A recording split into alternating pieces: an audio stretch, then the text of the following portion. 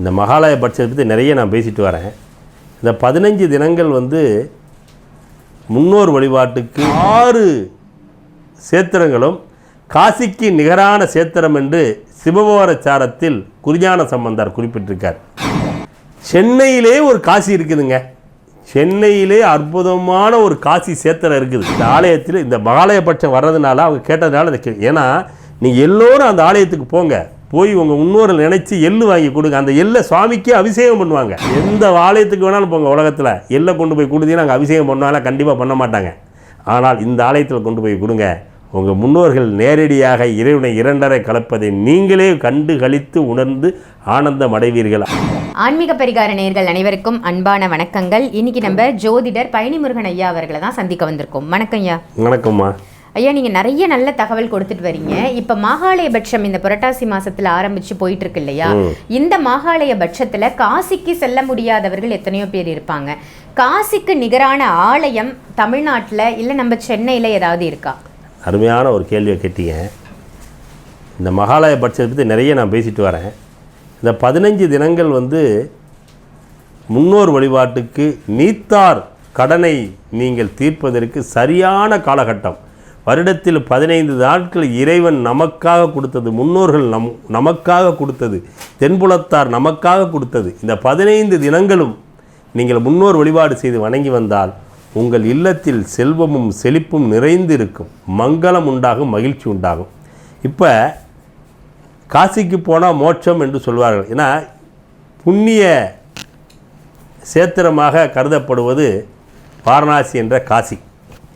அந்த காசி சேத்திரத்தில் சென்று கங்கையில் நீராடி நீத்தார் கடன் தீர்த்து காசி விஸ்வநாத விசாலாட்சி வணங்கி வரும் பொழுது அவர்களுக்கு எல்லாவித நன்மையிலும் கிடைக்கப்பெறும் என்று பெயர். அந்த நீத்தார் அவர்கள் தன்னை மோட்சம் என்ற பேரின்ப வீட்டுக்கு இறைவனை கலப்பதற்கு காசி சேத்திரம் மிக முக்கியமான சேத்திரமாக, அது புண்ணிய சேத்திரமாக இன்றளவிலும் வழங்கப்பட்டு வருகிறது.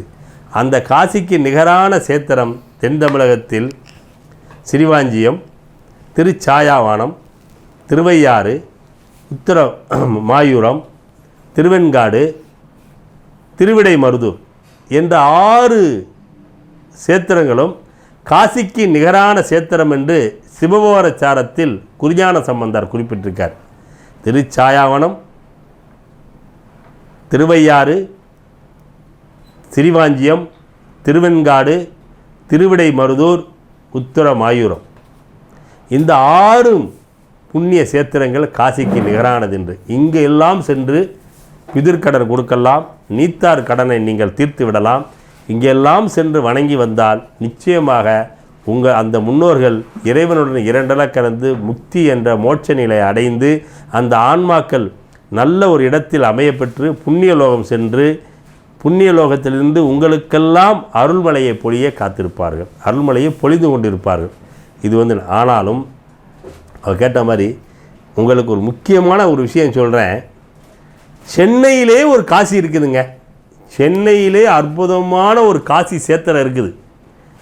இது வள்ளலாரால் போற்றப்பட்டது. சென்னையில் ஒரு காசி இருக்குது. இந்த காசி சேத்திரம் எங்கே இருக்குன்னா சென்னை மாநகரத்தில் சென்னை மக்களுக்காக எல்லாமல்ல பரம்பொருள் அங்கே ஆத்மநாதனாக எழுந்தருள் செய்திருக்கிறார். ஆத்மநாதனாக மட்டுமில்லாமல் குரு சங்கம மூர்த்தமாக, லிங்க மூர்த்தமாக, லிங்க குரு சங்கம மூர்த்தம் என்று 3 நிலையிலையும் இறைவன் அங்கு எழுந்தருள் செய்திருக்கிறார். அதுவும் காசிக்கு நிகரான பைரவர் சேத்திரமாக இருக்கிறது. காசிக்குரியன சொர்ண பைரவர் சேத்திரமாக இருக்கிறது. அன்னபூர்ணி தாயார் அங்கே இருக்கிறார். எனவே இதுவும் சென்னையில் இருக்கும் காசி. அதாவது சென்னையில் இருக்கக்கூடிய காசி ரொம்பவும் அற்புதமான ஒரு சேத்திரம். அந்த சேத்திரத்தில் இன்றும் எள் அபிஷேகம் நடந்து கொண்டிருக்கிறது. நீங்கள் நல்லா கவனிக்கணும். எந்த சிவாலயத்திலையும் கர்ப்ப கிரகத்தில் இருக்கக்கூடிய சுவாமிக்கு எள் அபிஷேகம் கிடையாது.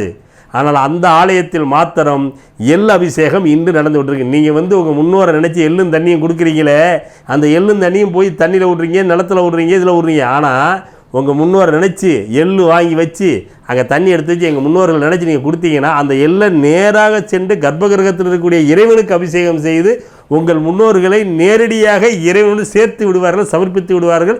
அவர்கள் நேரடியாக அவர்கள் பிதுர்லோகத்தில் இருந்து அவர்கள் மோட்சம் என்ற பேரும் வீட்டை அடைவதற்கு முக்கியமான காரணமாக இருக்கக்கூடிய ஒரு பேர் ஆலயம் சென்னையில் இருக்கிறது. அப்பேற்பட்ட ஒரு ஆலயம். இந்த ஆலயத்தில் இந்த மகாலயபட்சம் வர்றதுனால அவங்க கேட்டதுனால இந்த ஏன்னா நீங்கள் எல்லோரும் அந்த ஆலயத்துக்கு போங்க, போய் உங்கள் முன்னோர்கள் நினச்சி எள்ளு வாங்கி கொடுங்க. அந்த எள்ளை சுவாமிக்கே அபிஷேகம் பண்ணுவாங்க.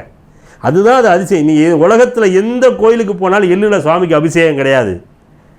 ஆனால் அந்த ஆத்மநாதர் ஆலயத்தில் மாத்திரம் எள் அபிஷேகம் இன்றும் உண்டு. நீங்கள் அமாவாசைக்கு எள் அபிஷேகம் பண்ணுவாங்க, மற்ற நாள் எள் அபிஷேகம் பண்ணுவாங்க. நீங்கள் எள்ளை கொண்டு போய் வாங்கி கொடுத்து அங்கே பண்ணிங்கன்னா அபிஷேகம் பண்ணும்போது எள் அபிஷேகம் உண்டுங்க. நீங்கள் உங்களுடைய முன்னோர்கள், அதாவது தீராத, அதாவது மோட்சம் போகாத அகால மரணம் அடைந்தவர்கள், விபத்தால் இறந்தவர்கள், தற்கொலை செய்து கொண்டவர்கள், அது மட்டும் இல்லாமல் இயற்கை மரணம் எய்தவர்கள் மற்றும் அந்த பேரின்ப வீடு என்ற மோட்ச வீடுக்கு போக முடியாமல் அலைந்து திரிந்து இருக்கக்கூடிய புரியட்ட காயம் என்ற 8 நிலைகளை கொண்ட அந்த ஆத்மா ஆவி, அதாவது பேய் பிசாசு என்று சொல்லக்கூடிய இவை எல்லாத்தையும் தனகத்தே ஒடுக்கி அவர்களுக்கெல்லாம் மோட்சம் என்ற பேரின்ப வீட்டை கொடுத்து அவர்களை பிதுநிலையிலிருந்து தெய்வ நிலைக்கு மாற்றி அவளுக்கெல்லாம் அருளை பாலித்து கொடுக்கக்கூடிய சுவாமியாக அன்னபூரணியுடன் ஆத்மநாதனாக அங்கு அஷ்ட பைரவருடன் எல்லாம் அல்ல பரம்பொருள் ஆலமரத்தின் அடியில் எழுந்தறிக்கிறார். அப்பேற்பட்ட ஒரு ஆலயம் சென்னையில் அம்பத்தூரில் மேனாம்பேடு என்ற கிராமத்தில் இருக்கிறது. அம்பத்தூரில் மேனாம்பேடு என்ற இடத்துல, பேடு என்றால் கிடைப்பதற்கு அரியது என்று பெயர். அதாவது சின்னம்பேடு என்பது சிறுவாபுரி முருகன், மேனாம்பேடு என்பது ஆத்மநாதருடைய ஆலயம்.